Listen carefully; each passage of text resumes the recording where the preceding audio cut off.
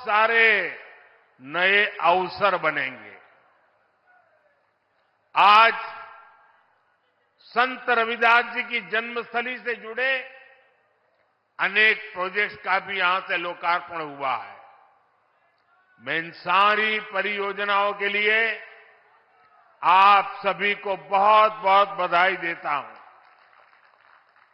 साथियों, काशी और पूर्वांचल में कुछ भी अच्छा होता है तो मुझे आनंद होना बहुत स्वाभाविक है। आज बड़ी संख्या में मेरे नौजवान साथी भी आए हैं। कल रात को मैं सड़क के रास्ते बाबतपुर से बीएलडब्ल्यू गेस्ट हाउस आया हूं। कुछ महीने पहले जब मैं बनारस आया था तो फुलवरिया फ्लाईओवर का लोकार्पण करके गया था। बनारस में ये फ्लाईओवर कितना बड़ा वरदान बना है, ये साफ दिखाई देता है। पहले अगर किसी को बीएलडब्ल्यू से बाबतपुर जाना होता था तो लगभग 2-3 घंटा पहले घर से निकल जाते थे। पहले मंडुवाड़ी पर जाम, फिर महमूदगंज पर जाम, कैंट पर जाम, चौका घाट पर जाम, नदेसर पर जाम, यानी जितना समय फ्लाइट से दिल्ली जाने में नहीं लगता था उससे ज्यादा फ्लाइट पकड़ने में लग जाता था। लेकिन एक फ्लाईओवर ने ये समय आधा कर दिया है। और कल रात को मैं खास वहां जाकर के हर चीज को देख के आया हूं, उसकी व्यवस्था को समझ करके आया हूं। पैदल चल करके जाकर के रात देर गया था। ऐसे ही बीते 10 साल में बनारस के विकास की स्पीड भी कई गुना बढ़ी है। अभी थोड़ी देर पहले यहां सीगरा स्टेडियम के पहले चरण के काम का लोकार्पण भी किया गया है। बनारस के युवा खिलाड़ियों के लिए आधुनिक शूटिंग रेंज का भी लोकार्पण किया गया है। इनसे बनारस और इस क्षेत्र के युवा खिलाड़ियों को बहुत मदद मिलेगी। साथियों, यहां आने से पहले मैं बनास डेयरी के प्लांट में गया था। वहां मेरी अनेक पशुपालक बहनों से बातचीत करने का मुझे मौका मिला। किसान परिवारों की इन बहनों को 2-3 साल पहले हमने स्वदेशी नस्ल की गिर गाय दी थी। मकसद ये था कि पूर्वांचल में बेहतर नस्ली स्वदेशी गायों को लेकर जानकारी और बढ़े, किसान को, पशुपालकों को इससे फायदा हो। मुझे बताया गया है कि आज यहां गिर गायों की संख्या लगभग 350 के करीब तक पहुंच चुकी है। संवाद के दौरान हमारी बहनों ने मुझे ये भी बताया कि पहले जहां सामान्य गाय से 5 लीटर दूध मिलता था, अब गिर गाय 15 लीटर तक दूध देती है। मुझे ये भी बताया गया, एक परिवार में तो ऐसा संभाला है कि एक गाय तो 20 लीटर तक दूध देने लग गई है। इससे इन बहनों को हर महीने हजारों रुपयों की अतिरिक्त कमाई हो रही है। इसके कारण हमारी ये बहनें, वे भी लखपति दीदी भी बन रही है। और ये स्वयं सहायता समूह से जुड़ी देश की 10 करोड़ बहनों के लिए बहुत बड़ी प्रेरणा है।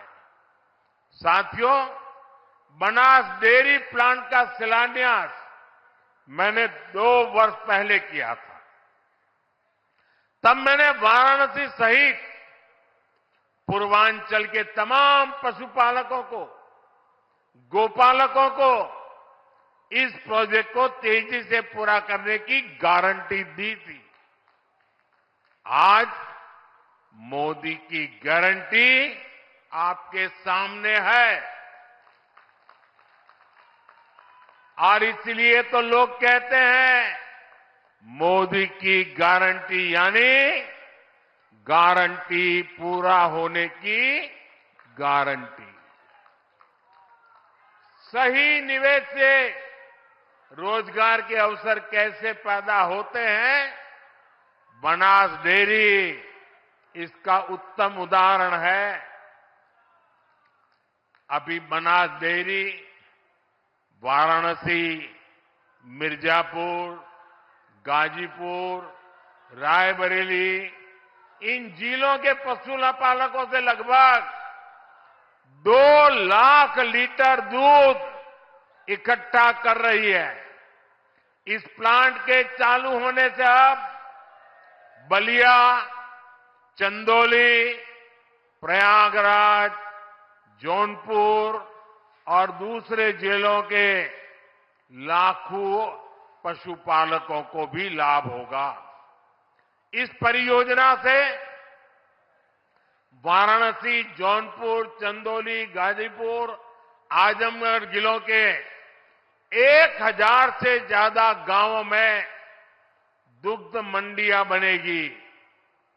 पशुपालकों का ज्यादा दूध ज्यादा कीमत पर बिकेगा तो हर किसान पशुपालक परिवार को ज्यादा कमाई होना तय है। ये प्लांट किसानों, पशुपालकों को बेहतर पशुओं की नस्ल और बेहतर चारे को लेकर भी जागरूक करेगा, प्रशिक्षित करेगा।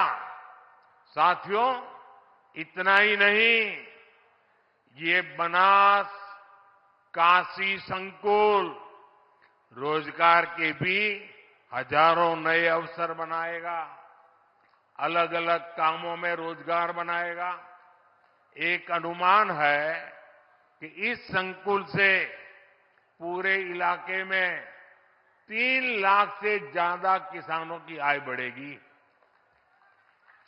यहां दूध के अलावा छाछ, दही, लस्सी, आइसक्रीम, पनीर और अनेक प्रकार की स्थानीय मिठाइयां बनेगी। इतना कुछ बनेगा तो इन्हें बेचने वालों को भी तो रोजगार मिलने वाला है। यह प्लांट बनारस की प्रसिद्ध मिठाइयों को देश के कोने कोने तक पहुंचाने में बहुत बड़ी भूमिका निभाएगा। दूध के ट्रांसपोर्टेशन से जुड़े कारोबार में भी अनेक लोगों को रोजगार मिलेगा।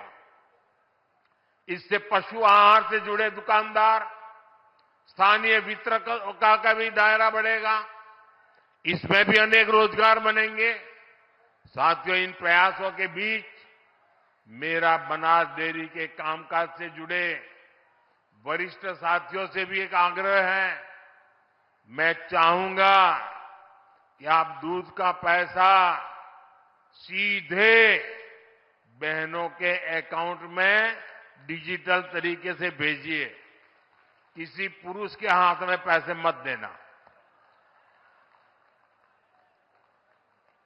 मेरा अनुभव है, इसके बहुत ही शानदार परिणाम आते हैं।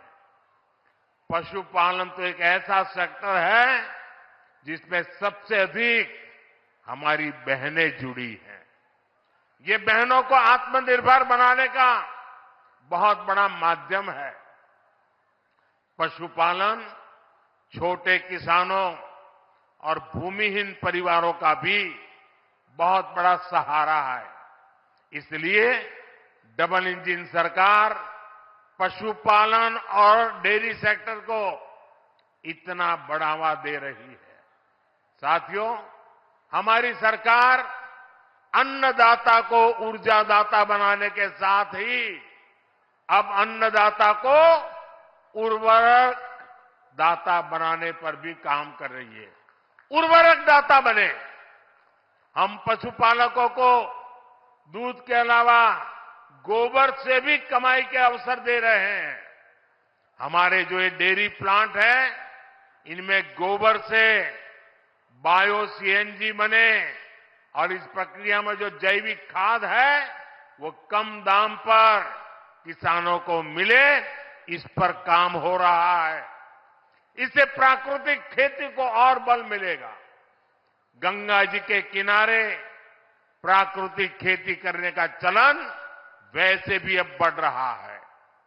आज गोवर्धन योजना के तहत गोबर हो, दूसरा कचरा हो, उससे बायोगैस, बायो सीएनजी बनाई जा रही है। इससे साफ सफाई भी रहती है और कचरे का पैसा भी मिलता है। साथियों, ये हमारे यहाँ काशी तो कचरे से कंचन बनाने के मामले भी है, एक मॉडल के रूप में देश के सामने आ रही है। आज ऐसे एक और प्लांट का लोकार्पण यहां हुआ है।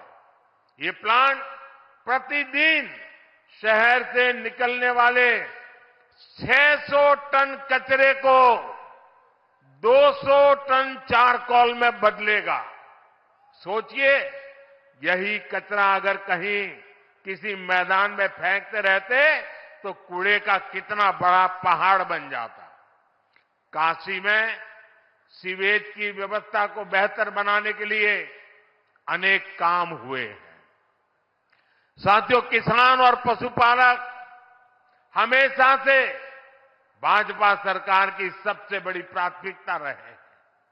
2 दिन पहले ही सरकार ने गन्ने के न्यूनतम मूल्य को बढ़ाकर 340 रुपये प्रति क्विंटल कर दिया है।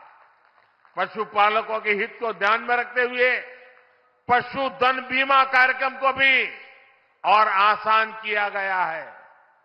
आप पूर्वांचल का उस समय याद करा, गन्ना के भुगतान के लिए पहले वाला सरकार कितना मिन्नत करवाते रहे, लेकिन अब ये भाजपा की सरकार है। किसानों के बकाये का भुगतान तो हो ही रहा है, फसलों के दाम भी बढ़ाए जा रहे हैं। भाइयों और बहनों, विकसित भारत का निर्माण आत्मनिर्भर भारत के बल पर होगा। अपनी जरूरत का हर सामान बाहर से आयात करने से विकसित भारत नहीं बन सकता। पहले की सरकार और हमारी सरकार की सोच में यही बड़ा अंतर है। आत्मनिर्भर भारत तभी होगा जब देश की हर छोटी छोटी शक्ति को जगाया जाए, जब छोटे किसानों, पशुपालकों, कारीगरों, शिल्पकारों, लघु उद्यमियों को मदद दी जाए। इसलिए मैं लोकल के लिए वोकल रहता ही हूं, और मैं जब वोकल फॉर लोकल कहता हूं तो ये उन बुनकरों, उन छोटे उद्यमियों का प्रचार है जो लाखों रुपए खर्च करके अखबारों और टीवी पर विज्ञापन नहीं दे सकते। स्थानीय उत्पाद बनाने वाले ऐसे हर साथी का प्रचार मोदी खुद करता है। देश के हर छोटे किसान, हर छोटे उद्यमी का एम्बेसडर आज मोदी है। जब मैं खादी खरीदो, खादी पहनो का आग्रह करता हूं तो गांव गांव में खादी से जुड़ी बहनें, दलित, पिछड़े, उनके श्रम को बाजार से जोड़ता हूं। जब मैं देश में बने खिलौने खरीदने की बात करता हूं तो इससे पीढ़ियों से खिलौने बनाने वाले परिवारों का जीवन सुधरता है। जब मैं मेक इन इंडिया कहता हूं तो मैं इन छोटे और कुटीर उद्योगों पर हमारे एमएसएमई के सामर्थ्य को नई बुलंदी देने का प्रयास करता हूं। जब मैं देखो अपना देश कहता हूं तो मैं अपने ही देश में टूरिज्म को बढ़ावा देता हूं। इससे स्थानीय लोगों का रोजगार, स्वरोजगार कैसे बढ़ता है, ये हम काशी में अनुभव कर रहे हैं। जब से विश्वनाथ धाम का पुनर्निर्माण हुआ है, तब से करीब करीब 12 करोड़ से अधिक लोग काशी आ चुके हैं। इससे यहां के दुकानदार, ढाबे वाले, रेहड़ी ठेले वाले, रिक्शे वाले, फूल वाले, नाव वाले, सबका रोजगार बढ़ा है। आज तो एक और नई शुरुआत हुई है। आज काशी और अयोध्या के लिए छोटे छोटे इलेक्ट्रिक जहाज की योजना शुरू हुई है। इससे काशी और अयोध्या आने वाले श्रद्धालुओं का अनुभव और भी बेहतर होने वाला है। भाइयों और बहनों, दशक के परिवारवाद, भ्रष्टाचार और तुष्टीकरण ने यूपी को विकास में पीछे रखा। पहले की सरकारों ने यूपी को बीमारू राज्य बनाया, यहां के नौजवानों से उनका भविष्य छीना। लेकिन आज जब यूपी बदल रहा है, जब यूपी के नौजवान अपना नया भविष्य लिख रहे हैं, तब ये परिवारवादी क्या कर रहे हैं? मैं तो इनकी बातें सुनकर हैरान हूं। कांग्रेस के शाही परिवार के युवराज का कहना है, और चौंक जाएंगे आप, कांग्रेस के युवराज परिवार ने क्या कहा? वो कह रहे हैं, और काशी की धरती पर आके कह रहे हैं, काशी के नौजवान, यूपी के नौजवान नशेड़ी है। ये कैसी भाषा है भाई? मोदी को गाली देते देते तो इन्होंने 2 दशक बिता लिए, लेकिन अब ईश्वर रूपी जनता जनार्दन पर, यूपी के नौजवानों पर ही ये लोग अपनी फ्रस्ट्रेशन निकाल रहे हैं। जिनके अपने होश ठिकाने नहीं है, वो यूपी के मेरे काशी के बच्चों को नशेड़ी कह रहे हैं। अरे गौर परिवारवादियों, काशी का, यूपी का नौजवान तो विकसित यूपी बनाने में जुटा है। अपना समृद्ध भविष्य लिखने के लिए परिश्रम की पराकाष्ठा कर रहा है। इंडी गठबंधन द्वारा यूपी के नौजवानों का अपमान कोई नहीं भूलेगा। साथियों, गौर परिवारवादियों की यही असलियत होती है। परिवारवादी युवा हमेशा परिवारवादी युवा शक्ति से डरते हैं, युवा टैलेंट से डरते हैं। उनको लगता है कि सामान्य युवा को अवसर मिला तो वो हर जगह चुनौती देगा। इनको वही लोग पसंद आते हैं जो उनकी दिन रात जय जयकार करते रहें। आजकल तो इनके गुस्से का, इनकी बौखलाहट का एक और भी कारण है। इनको काशी और अयोध्या का नया स्वरूप बिल्कुल पसंद नहीं आ रहा। आप देखिए, अपने भाषणों में राम मंदिर को लेकर कैसी कैसी बातें करते हैं, कैसी कैसी बातों से हमले करते हैं। मैं नहीं जानता था कि कांग्रेस को प्रभु श्री राम से इतनी नफरत है। भाइयों और बहनों, ये अपने परिवार और अपने वोट बैंक से बाहर देख ही नहीं सकते, सोच ही नहीं सकते। तभी तो हर चुनाव के दौरान साथ आते हैं, और जब परिणाम नील बटा सन्नाटा आता है तो ये एक दूसरे को गाली देते हुए अलग हो जाते हैं। लेकिन ये लोग जानते नहीं, ये बनारस हो, यहां सब गुरु हो, यहां इंडी गठबंधन के पैंतरा ना चली। बनारस नहीं, पूरे यूपी के पता हो, माल वही है, पैकिंग नहीं है। इस बार तो इनको जमानत बचाने के लिए ही बहुत संघर्ष करना पड़ेगा। साथियों, आज पूरे देश का एक ही मूड है, अब की बार मोदी की गारंटी है, हर लाभार्थी को 100% लाभ। मोदी लाभार्थियों के सैचुरेशन की गारंटी दे रहा है। तो यूपी ने भी सारी सीटें मोदी को देने का निर्णय किया है।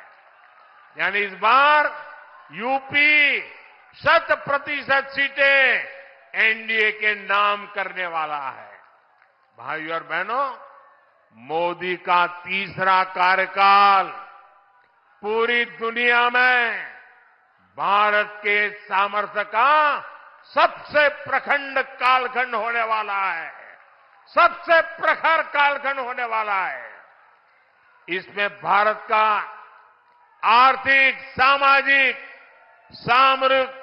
सांस्कृतिक हर क्षेत्र नई बुलंदी पर होगा। बीते 10 वर्षों में भारत 11वें नंबर से ऊपर उठकर 5वें नंबर की आर्थिक ताकत बना।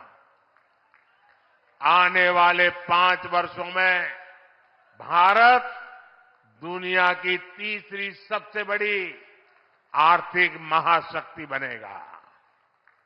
बीते 10 वर्षों में आप देश में देख रहे हैं कि सब कुछ डिजिटल हो गया है।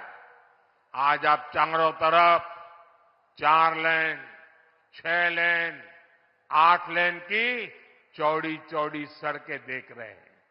रेलवे स्टेशनों को आधुनिक होते देख रहे हैं। वंदे भारत, अमृत भारत, नमो भारत ऐसी तेज और आधुनिक ट्रेनें चलती देख रहे हैं। और यही तो नया भारत है। आने वाले 5 वर्षों में ऐसे विकास कार्यों में और तेजी होने वाली है।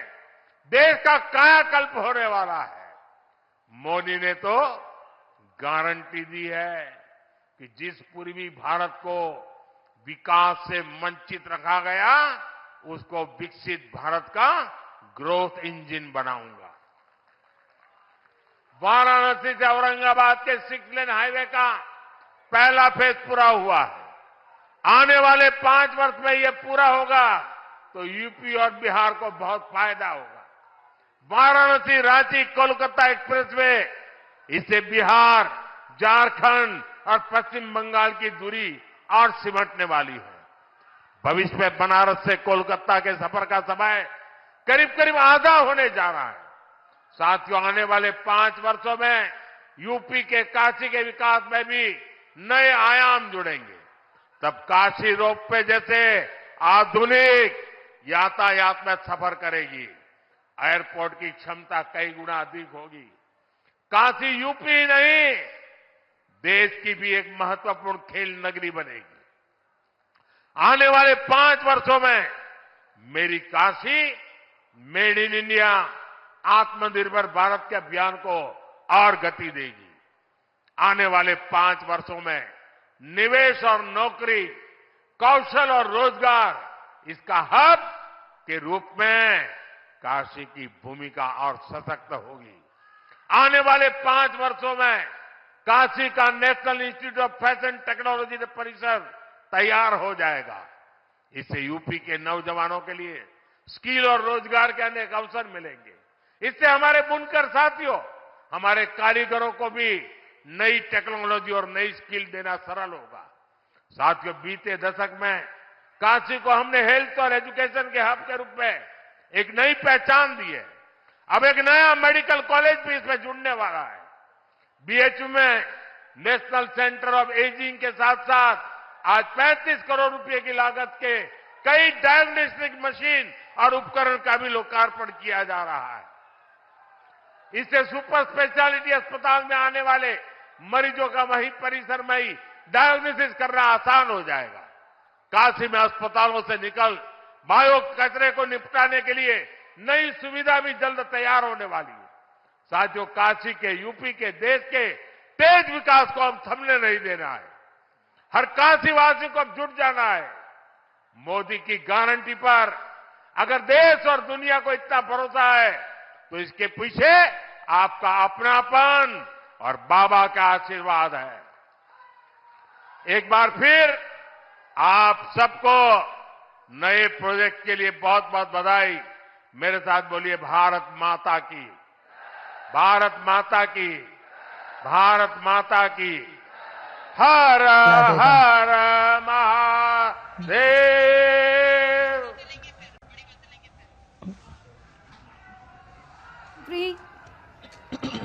माननीय प्रधानमंत्री श्री, तो वाराणसी से प्रधानमंत्री नरेंद्र मोदी को आप सीधा सुन रहे थे। देखिए किस तरीके से प्रधानमंत्री की तरफ से लास्ट में हर हर महादेव कहा गया और इसी के साथ तमाम लोग वहां पर मौजूद हैं प्रधानमंत्री नरेंद्र मोदी को सुनने के लिए। सभी अपना हाथ हिलाते हुए देखिए किस तरीके से इशारा कर रहे हैं ताकि एक नजर प्रधानमंत्री की उन तक पहुंचे। और ऐसे में प्रधानमंत्री की तरफ से तमाम बड़ी बातें कही गई है। फुलवरिया फ्लाईओवर वरदान बना है। पूर्वांचल में कुछ भी अच्छा हो, आनंद मिलता है। प्रधानमंत्री की तरफ से जो बड़ी बातें कही गई, 2 दिन पहले सरकार ने गन्ने का मूल्य भी बढ़ाया है।